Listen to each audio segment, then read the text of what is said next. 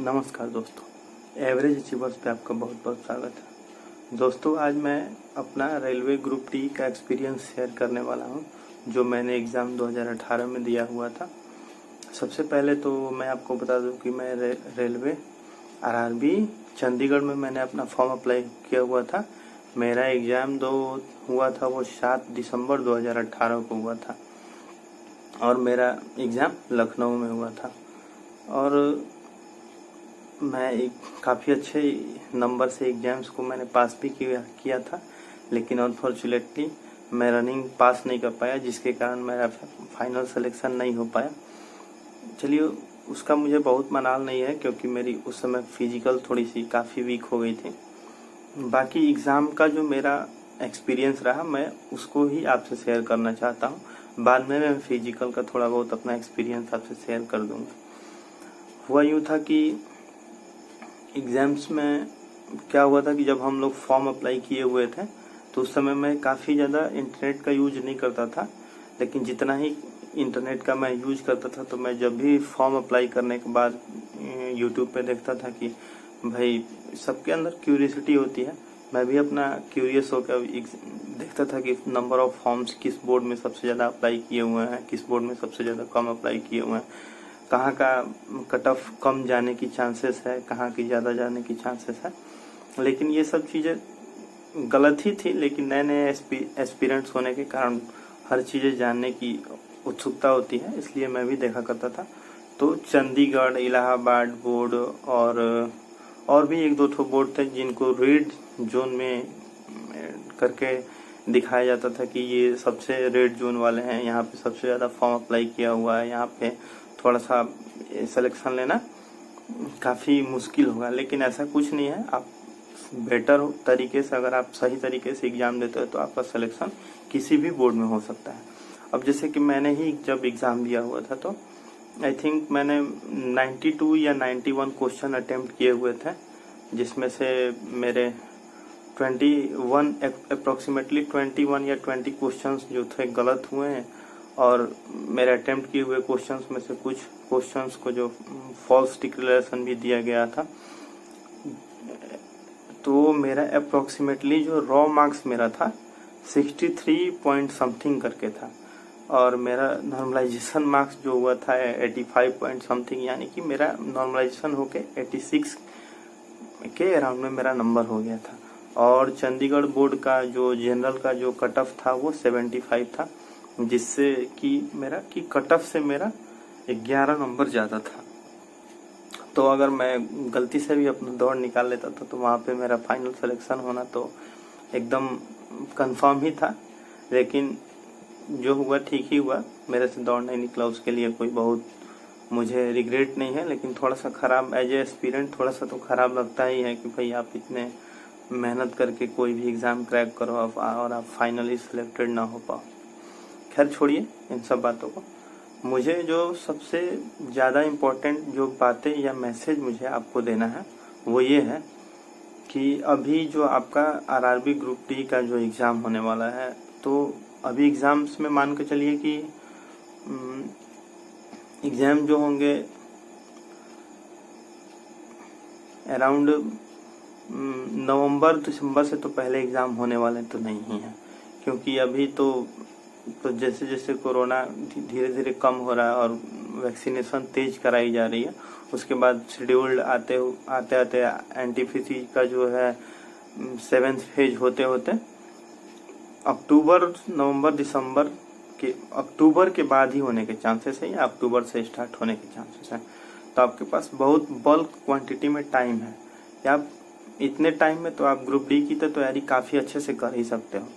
तो group D की तैयारी में जो मैंने एक्सपीरियंस किया हुआ था दोस्तों, मैं उन्हीं सब चीज़ों को आपको बस बताने वाला हूँ। ग्रुप डी में आपको तो मालूम है, पहले तो 25 मार्क्स के मैथ्स आएंगे, 30 नंबर के रीजनिंग आते हैं, और कितना 30, 20, 55 हो गया, जिसमें से 25 मार्क्स जनरल साइंस के आएंगे, और 15 मार्क्स का आपका वो करंट अफेयर्स और थोड़ा सा स्टैटिक जीके होगा। तो जो सबसे बड़ा पोर्शन है, मैं सबसे पहले उसकी बात करने वाला हूँ, मैथ्स की और रीजनिंग की, क्योंकि मेरी मैथ्स और रीजनिंग भी काफ़ी अच्छी थी, जिसके चलते मेरा रिजल्ट हुआ था। क्योंकि मैंने उधर 55 मार्क्स में से मेरे को लगता है कि मैं 50 मार्क्स रीजनिंग और मैथ से ही लेके आया था, और बाकी के नंबर मेरे करंट अफेयर्स और साइंस से आए हुए थे। तो मेरे कहने का मतलब यही है कि मैथ्स और रीजनिंग पे पकड़ बनाना काफ़ी आसान काम है। आप सबसे ज़्यादा मैथ्स और रीजनिंग पे पकड़ बनाइए, उसके बाद अपना साइंस पढ़िए, और उसके बाद आप करंट अफेयर्स और जीके पढ़िए। आप जीके पे बहुत ज़्यादा ध्यान देने की ज़रूरत नहीं है। साइंस आप हो सके जितना से ज़्यादा पढ़िए। करंट अफेयर्स आपकी जब एग्ज़ाम होने वाले होते हैं, तो एग्ज़ाम्स जब आपके एग्ज़ाम्स होने वाले होते हैं, तो आप उस टाइम से लेके पिछले 6 महीने तक, यानी कि जब भी आपका एग्ज़ाम होगा, आप उसके से पीछे 6 महीने तक का करंट अफेयर्स आपके लिए मोस्ट इम्पॉर्टेंट होता है। फिर उसके पीछे का करंट अफेयर्स आपके लिए कोई बहुत ज़्यादा इम्पोर्टेंट नहीं होता है। अगर आप थोड़ा बहुत रिवाइज कर लीजिएगा तो वो आपके लिए फ़ायदेमंद होगा। रही बात साइंस की, तो साइंस में आप बायो सबसे ज़्यादा पढ़िए, फिजिक्स केमिस्ट्री पढ़िए। वो भी आप थोड़ा सा पिछले ईयर्स का क्वेश्चन पेपर देख के या प्रीवियस ईयर को ज़्यादा फॉलो कीजिए। प्रीवियस ईयर से ही ये सब एग्जाम्स में क्वेश्चन बहुत ज़्यादा पूछा जाता है। जो प्रीवियस ईयर में जितने साइंस के क्वेश्चन पूछे गए हैं, आप उतना क्वेश्चन बस कर लीजिएगा ना, तो आपका काफ़ी बढ़िया एग्ज़ाम चला जाएगा। और रीजनिंग के लिए कुछ बहुत सारी चीज़ें तो कहनी नहीं है। रीजनिंग में बस एक ही टफ जो एरिया होता है जिसको कि ग्रुप डी में वो पूछते हैं, वो होता है स्टेटमेंट एंड कंक्लूजन। तो थोड़ा सा आप स्टेटमेंट एंड कंक्लूजन को अच्छे से समझ के उसका आंसर देने का प्रयास कीजिए, वो भी आपका सही हो जाएगा। बाकी तो और रीजनिंग सब हल्का ही होता है। रही बात मैथ्स की, तो मैथ्स की आप जितना ज़्यादा से ज़्यादा हो सके आप प्रैक्टिस कीजिए। आप प्रीवियस ईयर्स क्वेश्चंस भी बनाइए। प्रीवियस ईयर क्वेश्चंस के साथ साथ आप जितना ज़्यादा क्वेश्चन हो सके बनाइए, क्योंकि आपके पास 1.5 घंटे का टाइम होता है, आपको 100 क्वेश्चन सॉल्व करने होते हैं। यानी कि आपको 90 मिनट्स में 100 क्वेश्चन सॉल्व करने होते हैं। यानी कि टाइम का तो कोई प्रॉब्लम होने वाला है नहीं। आपके पास टाइम बहुत ही बल्क क्वांटिटी में है। थोड़ा सा आपको टाइम मैनेजमेंट करना पड़ेगा, बस। उसके बाद आपको टाइम के लिए बहुत चिंता करने की ज़रूरत नहीं है, टाइम मैनेजमेंट हो ही जाता है। रही बात, एक सबसे इम्पोर्टेंट जो चीज़ होती है, जो नए नए एस्पिरेंट्स के लिए काफ़ी ज़्यादा फ़ायदेमंद होती है, वो होती है किसी भी अगर आप एग्ज़ाम्स को देना चाहते हो तो आप मॉक जरूर लगाइए। मॉक जो होता है ना, सबसे ज़्यादा इम्पोर्टेंट चीज़ होता है।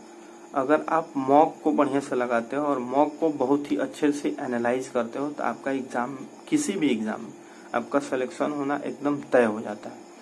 क्योंकि जैसा मॉक में क्वेश्चन आता है, लगभग वैसा ही एग्ज़ाम होता है। हाँ, अभी 2-3 दिन पहले एक लड़के का मैसेज आया था कि सर बताइए कि मॉक में और एग्ज़ाम में कितना डिफरेंस होता है। तो मैंने उसको ब्रीफ में मैसेज किया कि देखो भाई, मॉक देना और एग्ज़ाम देना में बस एटीट्यूड का डिफरेंस होता है। ये आप किस एटीट्यूड से एग्ज़ाम दे रहे हो और किस एटीट्यूड से मॉक दे रहे हो। तो जब भी आप मॉक लगाइए, या तो आप 2 दिन पे लगाइए या 3 दिन पे, मैक्सिमम 3 दिन पे एक मॉक जरूर लगाइए। तो जब भी आप मॉक लगाइए तो एकदम एग्ज़ाम वाले माहौल से लगाइए। ये नहीं कह रहे आराम से बनाए जा रहे हैं, कोई दिक्कत नहीं है, नहीं। जब भी आप मॉक लगाइए, 1.5 घंटे का मॉक लगाइए, तो उस बीच आपको कहीं नहीं जाना। अब एकदम एग्ज़ाम जैसा आपको मॉक लगाना है। मॉक लगाने के बाद सबसे इम्पोर्टेंट काम जो होता है वो आपको ये करना है कि सबसे पहले तो आपको जो क्वेश्चन नहीं आ रहे हैं उनको तो सॉल्व करना ही करना है। जो क्वेश्चन आपको सॉल्व नहीं हुए वो उनको सॉल्व करना है। और उससे भी ज़्यादा इम्पोर्टेंट है कि जो क्वेश्चन आपसे सॉल्व हो गया है, आप उसको भी ध्यान से पढ़िए एक बार, और उसको और अच्छे तरीके से, यानी कि कम टाइम में उसको सॉल्व करने की कोशिश कीजिए। या आप उस तरीके को अपने एनालाइज कीजिए कि जिस तरीके से मैंने इसको अभी पहले मॉक लगाते समय मैंने सॉल्व किया हुआ था, क्या मैं इसको और बेहतर ढंग से कर सकता हूँ कि नहीं। ये एक सबसे ज़्यादा इम्पोर्टेंट चीज़ है। इतना सारा चीज़ कीजिएगा, आप किसी भी एग्ज़ाम को आप क्रैक कर जाइएगा, उसमें कोई बहुत ज़्यादा प्रॉब्लम होने वाला नहीं है। एक और जो सबसे इम्पोर्टेंट बात यह है कि जो इंटरनेट एक्सेसिबल होने के कारण जो एक चीज़ है, जो आजकल बहुत ही ज़्यादा क्यूरियोसिटी होने का एक गलत इम्पैक्ट भी पड़ रहा है। जैसे कि मैंने आपको पहले ही बता दिया था कि जब मैं चंडीगढ़ बोर्ड में जब फॉर्म भरा था तो मुझे बहुत डर लगता था कि यार मेरा सिलेक्शन होगा कि नहीं, क्योंकि वो रेड जोन एरिया था। वैसे ही आजकल क्या है ना कि अभी एग्जाम्स होने वाले हैं, कितने फॉर्म अप्लाई हुए हैं, नहीं अप्लाई हुए हैं, लेकिन बहुत सारे यूट्यूब पे सर्च लड़के कर रहे हैं ना कि 2021 का जो ग्रुप डी का एग्जाम होगा उसका कट ऑफ कितना जाएगा। अरे भाई, कोई भी आपको अभी कट ऑफ नहीं बता सकता है कि कट ऑफ कितना जाने वाला है, ठीक है ना। तो आप अपने तैयारी को बस कंटिन्यू रखिए और अपने आप पे विश्वास रखिए। हाँ, अगर आपको कट ऑफ के बारे में जानकारी ही लेनी है ना तो आप प्रीवियस ईयर कट ऑफ के देखिए कि 2018 में जो एग्जाम हुए थे कि प्रीवियस ईयर के कट ऑफ कितने थे, किस बोर्ड के कितने कट ऑफ थे, आप उस अनुसार तैयारी कीजिए और आप मैक्सिमम से मैक्सिमम नंबर लाने का प्रयास कीजिए, ना कि आप कट ऑफ के अनुसार तैयारी कीजिएगा। कट ऑफ के अनुसार आप कभी भी तैयारी कीजिएगा तो आपको नुकसान ही होगा, आपको फायदा होने वाला नहीं है।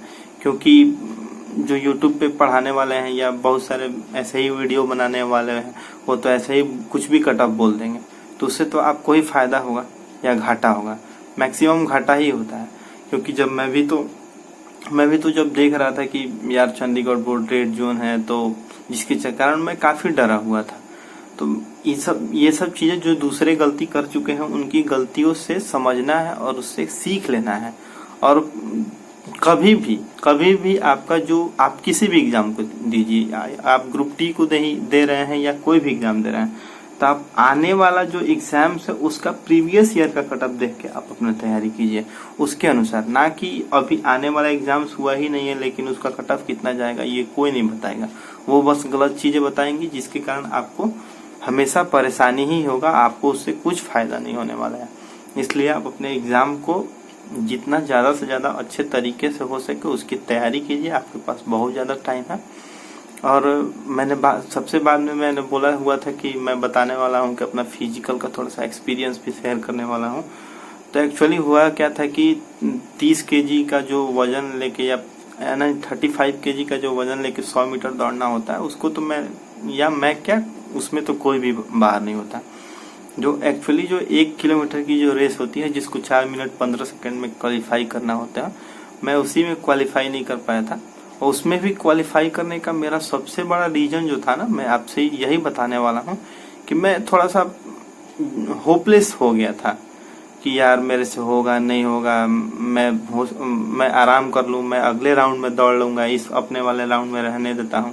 अभी इसी ही उधेड़ बुंद में था, तब तक से उन्होंने बोला कि चलो जिसको जिसको दौड़ना है वो लाइन में लग जाए। तो मैं भी उठा और नहीं मन होते हुए भी मैं जाके लाइन में लग गया और मैं भी दौड़ने लगा, जिसके कारण मुझे 13 सेकंड ज्यादा लग गए थे और मैं फिजिकल आउट हो गया। मेरे उसी समय मैं तो रुका, तभी हमको पता चल गया था कि मेरा दौड़ हो नहीं पाया। चलिए, उस समय थोड़ा सा मेरे को बुरा लगा था क्योंकि मैंने एग्जाम इतना अच्छे से क्लियर किया हुआ था, मेरे पास मार्क्स भी काफी ज्यादा थे, लेकिन मैं दौड़ नहीं पाया। इसका तो रिग्रेट था मुझे। लेकिन आप इन सब चीजों से बचिए। अगर आपका थोड़ा सा भी लगे कि आपका फिजिकल कमजोर है तो आप थोड़ा सा फिजिकल पे भी ध्यान दीजिए। और हाँ, एक और इम्पोर्टेंट मैसेज जो मैं आपको लास्ट तक देना चाहूंगा, मैं आपको पहले मॉक वाले में भी बताया कि एटीट्यूड का जो डिफरेंस होता है ना, वो काफी ज्यादा इम्पोर्टेंट होता है।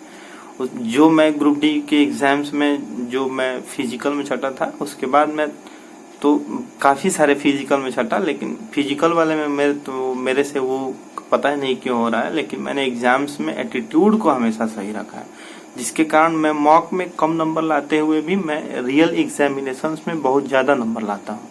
मेरे मॉक में जितने नंबर आते हैं उससे मैं ज्यादा नंबर लेके आता हूँ एग्जाम में, क्योंकि एटीट्यूड सही रहता है मेरा एग्जाम देते समय।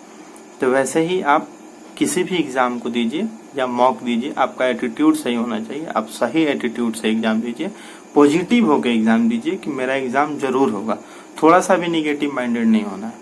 या आप मॉक देते समय या एग्जाम देते समय एकदम बी पॉजिटिव, हमेशा पॉजिटिव कि आप कीजिएगा, आपसे ही होगा। ठीक है, तब तक के लिए अगर इसके बाद भी अगर आपको कुछ जानना होगा तो आप कमेंट सेक्शन में लिख के बोल दीजिएगा, मैं आपको जरूर उसका जवाब दूंगा। तब तक के लिए बने रहिए हमारे चैनल के साथ। जय हिंद, जय भारत।